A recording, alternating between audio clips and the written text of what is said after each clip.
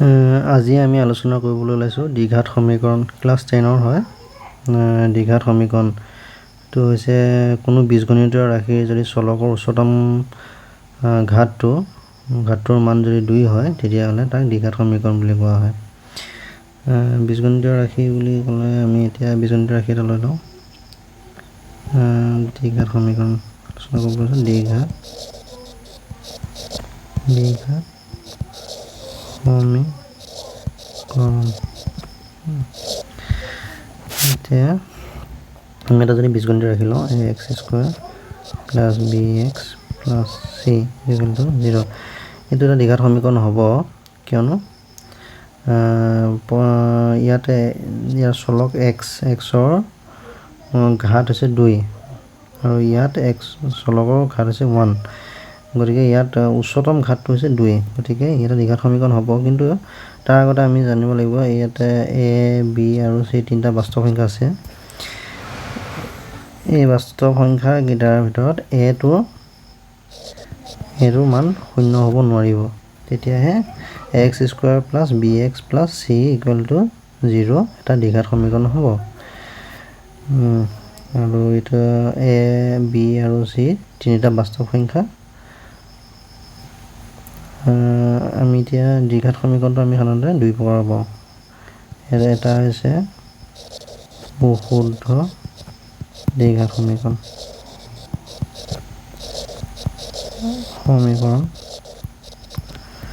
ইয়াত ax² + bx + c = 0।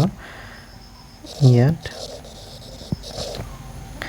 এটোতো not equal to 0 হ'বই, লগতে bটো not equal to 0 b = 0 হ'ব।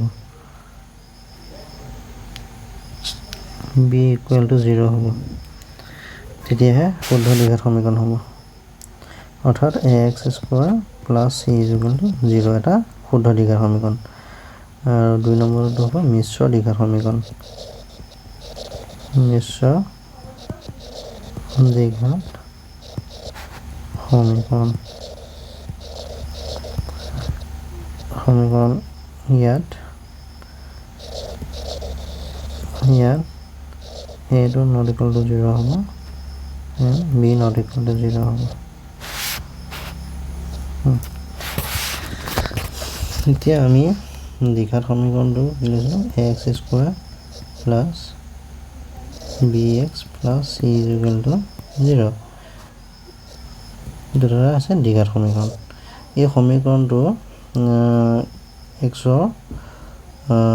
xৰ ঘাত হৈছে উচ্চতম 2, গতিকে ইয়াত x এটা অজ্ঞাত ৰাশি হ'ব। xৰ মান আমি নাজানো, xৰ মানটো আমি উলিয়াব লাগে ইয়াত। আৰু a, b আৰু c তিনিটা আছে বাস্তৱ সংখ্যা, দিয়া থাকিব। গতিকে xৰ মানটো যদি আমি উলিয়াওঁ তেতিয়া আমি কি পাম? xৰ দুটা মান পাম। হয় এটা -5 পালোঁ, এটা +6 পালোঁ, সেনেকৈ যিকোনো দুটা মান পাম। সেই মান দুটা যদি আমি xৰ ঠাইত বহাই দিওঁ যিকোনো এটা মান, তেতিয়া লেফ্ট হেণ্ড ছাইডটো 0 হ'ব লাগিব, যিহেতু ৰাইট হেণ্ড ছাইড 0 আছে। আৰু সিটো মান বহালেও 0 হ'ব, এইটো মান বহালেও 0 হ'ব লাগিব। আমি এই ax² + bx + c = 0 সমীকৰণটো মূল দুটা আমি উলিয়াব পাৰোঁ। কেইবাটাও নিয়ম আছে, তাৰ ভিতৰত প্ৰথম আমি শ্ৰীধৰ আচাৰ্যৰ পদ্ধতিৰে আমি সমাধান কৰি চাওঁ। শ্ৰীধৰ আচাৰ্যৰ পদ্ধতিৰে সমাধান কৰিব গ'লে আমি কি কৰিব লাগিব? যিটো লেফ্ট হেণ্ড চাইডে আৰু ৰাইট হেণ্ড চাইডে দুই পিনে 4a এটাই পূৰণ কৰিব লাগিব, মাল্টিপ্লাই কৰিব লাগিব। এতিয়া আমি মাল্টিপ্লাই কৰি চাওঁ 4a এটাই। ax² + bx² + c 4a × 0। 4a যদি মাল্টিপ্লাই কৰোঁ 4a² x² + 4a bx + 4ac = 0। 4a × 0 0। এতিয়া এইটো আছে 4ax² মানে 2ax² প্লাছ আমি এইটোক যদি চাওঁ 2 × 2ax × b। এতিয়া আমি b² এটা বেছিকৈ লিখিলোঁ। বি স্কোয়াৰ বেছিকৈ লিখিলোঁ প্লাছ 4ac বি স্কোয়াৰ যিহেতু বেছিকৈ লিখিছোঁ গতিকে আকৌ মাইনাছ কৰি দিম B equal to 0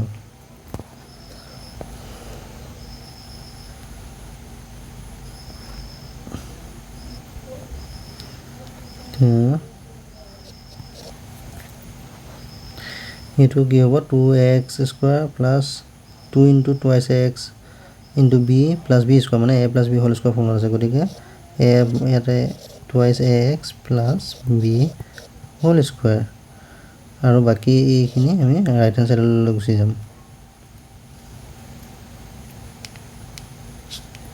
right hand সাইডলৈ গ'লে কি হ'ব minus B square plus B square হৈ গ'ল আৰু মাইনাছ 4ac এতিয়া আমি টুৱাইছ ax প্লাছ বি দুই পিনে ৰাইট হেণ্ড সাইড আৰু লেফট হেণ্ড সাইড দুই পিনে যদি আমি বৰ্গমূল লৈ লওঁ তেতিয়া কি হ'ব স্কোয়াৰ উঠি গ'ল আৰু ইয়াত কি হ'ব plus minus root over B square minus 4ac এতিয়া টুৱাইছ ax ইকুৱেল টু হ'ব minus B plus minus root over B square minus 4ac x হ'ব এতিয়া minus b plus minus root over b square minus 4ac by twice a আমি ইয়াত x ৰ value কিটা পাই গলো এতিয়া x ৰ ভ্যালু কিটা কি হ'ব x ৰ ভ্যালু কিটা কি হ'ব x is equal to minus b plus root over b square minus 4ac divided by twice a or minus b minus b square minus 4ac by twice a এটা পাম এতিয়া এই যেটা আমি মূল পালো x ৰ সেইকিটা মূল কিটা আমি যাও এই যদি b স্কয়াৰ মাইনাস 4ac টো যদি গ্ৰেটাৰ দেন ইকুৱেল টু 0 হয় মানে কি হ'ব গ্ৰেটাৰ দেন ইকুৱেল টু 0 মানে b স্কয়াৰ মাইনাস 4ac টো গ্ৰেটাৰ দেন ইকুৱেল টু 0 হয় মানে 0 হ'ব পাৰে 0 হৈ গ'লে তো আমি কি পাম ৰুট দুটা সমান পাম কিয়নো এই পাৰ্টটো নাথাকিবই যে x টো যদি সমান হয় কি হ'ব মাইনাছ b পাম টুৱাইছ a পাম বাকিখিনিটো নাথাকে কাৰণ 0 হৈ গ'ল গতিকে ৰুট দুটা কি হ'ব বাস্তৱৰ সমান হ'ব যদি 0 হয় তাৰপিছত আৰু যদি গ্ৰেটাৰ দেন 0 হয় গ্ৰেটাৰ দেন 0 হ'লে কি হ'ব স্কয়াৰ ৰুটৰ ভিতৰত যেটো থাকিব সেইটো হ'ব এটা ধনাত্মক সংখ্যা থাকিব গতিকে ইয়াৰ মানটো আমি বাস্তৱ পাম এই b স্কয়াৰ মাইনাছ 4ac ভ্যালুটো যেটো পাম root over b square minus 4ac value যেটো পাম সেইটো আমি বাস্তৱ সংখ্যা পাম গতিকে যদি b square minus 4ac greater than equal to 0 হয় তেতিয়া ৰুট দুটা কি হ'ব আমি বাস্তৱ সংখ্যা পাম আৰু যদি b স্কয়াৰ মাইনাছ 4ac টো যদি লেছ দেন 0 হয় b square minus 4ac less than 0 হয় তেতিয়া ৰুট দুটা আমি কি পাম কাল্পনিক সংখ্যা পাম ৰুট দুটা আমি কাল্পনিক পাম কিয়নো b স্কয়াৰ মাইনাছ 4ac যদি নেগেটিভ নাম্বাৰ হয় মানে লেছ দেন 0 মানে নেগেটিভ নাম্বাৰ হ'ব যদি কিবা এটা নেগেটিভ 5 এ পালো বা নেগেটিভ 6 এ পালো তেতিয়া কি হ'ব এইটো আমিটো নয়ম কৰিব এইটো কাল্পনিক হি ল'ব লাগিব root over minus 1 equal to কিমান আছিল i স্কয়াৰ আছিল আমি এই কাল্পনিক সংখ্যা কনসেপ্টলৈ আহিব এইটো গতিকে কাল্পনিক সংখ্যা পাই যাম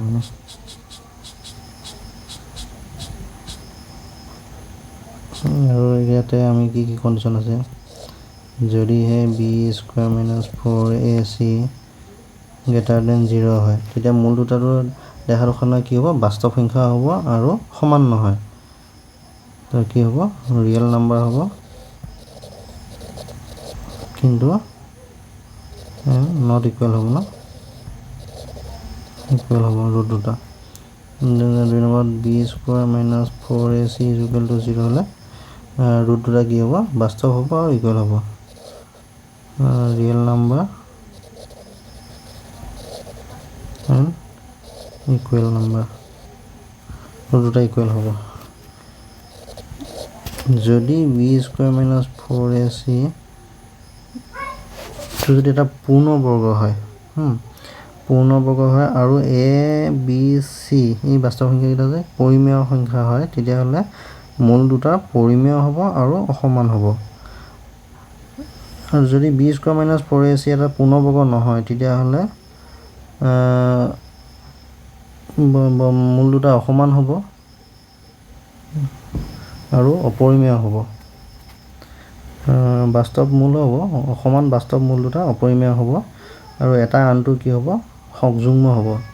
যদি এটা 3 মাইনাছ √5 হয় আনটো 3 প্লাছ √5 হ'ব, কনজুগেট হ'ব মানে সংযুগ্ম হ'ব। এইটা ইয়াৰ চৰ্ত। আৰু B square minus 4ac less than 0 হ'লেতো ক'লো অলপ আগতে কাল্পনিক সংখ্যা হ'ব। এটা চৰ্ত আছে। এতিয়া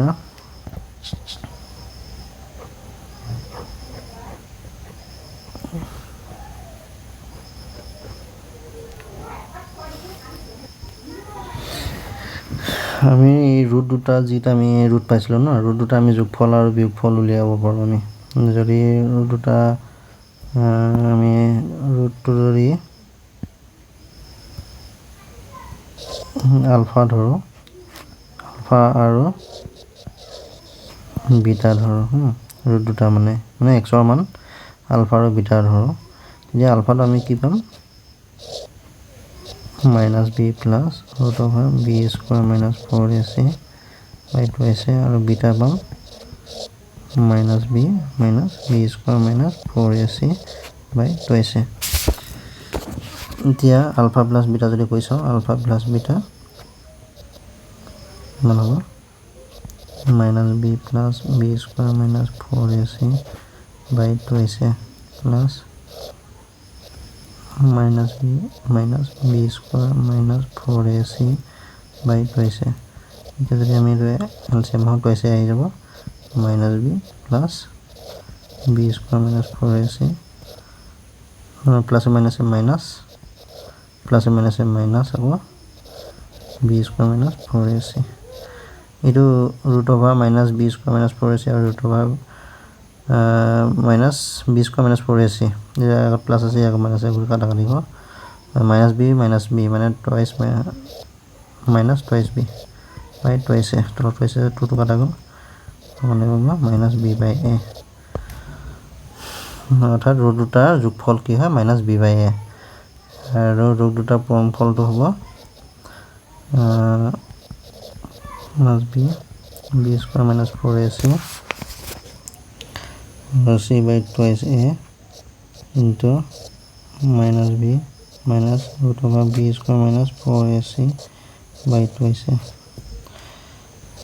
তলত আছে 2ac মানে 4a স্কোৱাৰ। এতিয়া এইটো হ'ব A plus B into A minus B টাইপৰ হৈ আছে হয়নে। গতিকে কি হ'ব A square minus B square হ'ব মানে minus B whole square minus B square minus 4ac সমান 4a square minus B square মানে বি স্কোৱাৰ মাইনাছ এইটো ৰুট অভাৰটো নাইকিয়া হৈ যাব স্কোৱাৰ এক্সট্ৰা কৰাৰ কাৰণে বি স্কোৱাৰ মাইনাছ 4ac। এতিয়া সমান হ'ব 4a square minus B square minus B square মাইনাছে প্লাছ 4ac মানে এইটো কাটা গ'ল থাকিলে 4ac বাই 4a স্কোৱাৰ 4 কাটা গ'ল, ইয়াৰ এটা কাটা গ'ল থাকিলে কিমান c বাই a, অৰ্থাৎ মাল্টিপ্লিকেশ্যনটো আমি কিমান পালোঁ alpha into beta c by a। আমি সেই দুটা ধুনীয়াকৈ উলিয়াব পাৰিম জানিলে। ৰুট দুটা যদি যোগফলটো দিয়া থাকে আৰু মাল্টিপ্লিকেশ্যন দিয়া থাকে আমি উলিয়াই দিব পাৰোঁ ধুনীয়াকৈ সমীকৰণটো চাই পেলাই। এতিয়া আমি সমীকৰণটোত আমি তাৰ সেইকেইটা বহাই দিব পাৰোঁ মানে যোগফল দ্বাৰা মাল্টিপ্লিকেশ্যনৰ পৰা। যেনেকৈ আমি যে সমীকৰণটো যদি লৈ লওঁ x square plus B x plus C equal to 0 আছিলে, যদি এ এটা যদি কমন লৈ আহোঁ x square plus B by A x plus C by A equal to 0, তেতিয়া হ'ব x square plus B A by A x plus C by A is equal to 0 এতিয়া x square minus আকৌ minus B by A এতিয়া সজাই লৈছোঁ মানে minus minus plus হৈ যাব x plus C by A is equal to 0 এতিয়া আমি এইটো কি পালোঁ ইয়াৰ পৰা x minus B by A কি আছিলে মাইনাছ বি আছিলে আলফা প্লাছ বিটা মানে ৰুট দুটা যোগফল আছিলে গতিকে আমি ৰুট দুটা যোগফল পাতি দিলোঁ alpha plus beta to x তো চি বাই এ কি হয় চি বাই এটো হয় এইটো গতিকে মূল দুটাৰ পূৰণফল ইকুৱেল টু 0 গতিকে আমি ইয়াৰ পৰা কি পালোঁ যদি আমি মূল দুটা জানো তেতিয়াহ'লে আমি দ্বিঘাত সমীকৰণটো ইয়াৰ সহায়ত আমি উলিয়াব পাৰোঁ মূল দুটা দিয়া থাকিলে হ'ল কি হ'ব এক্স স্কোৱাৰ মাইনাছ মূল দুটাৰ যোগফল ইনটু এক্স প্লাছ মূল দুটাৰ পূৰণফল ইকুৱেল টু 0 আজিলৈ ইমানখিনিয়ে পিছত আমি পঢ়িম আকৌ ধন্যবাদ